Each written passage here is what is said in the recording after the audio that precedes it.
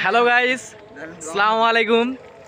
আমরা সবাই চলে এসেছি পাঁচপি রেলওয়ে স্টেশনে। এদিকে অনেকক্ষণ চিল করলাম, এখন বাসা যেতেছি।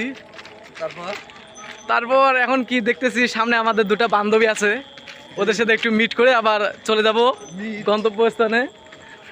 তো আমাদের রমজান ভাই, ইনি কিছুদিন আগে একটা মেয়ের সাথে রিলেশন অবস্থায়, মানে মেয়েটার বিবাহ হয়েছে, চলে যায় মেয়েটা।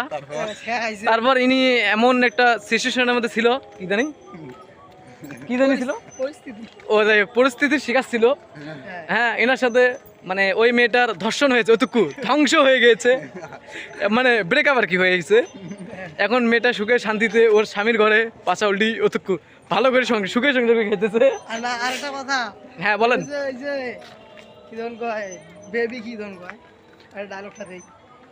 আরে ভাই জোরে বলো, আমাদের এখানে শোনা যাইতেছে না,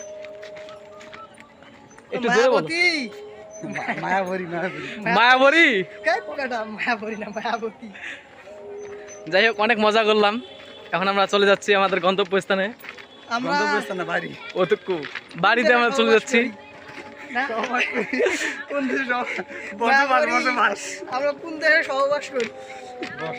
আরে বেটা, ওটা সহবাস হবে না, বসবাস হবে।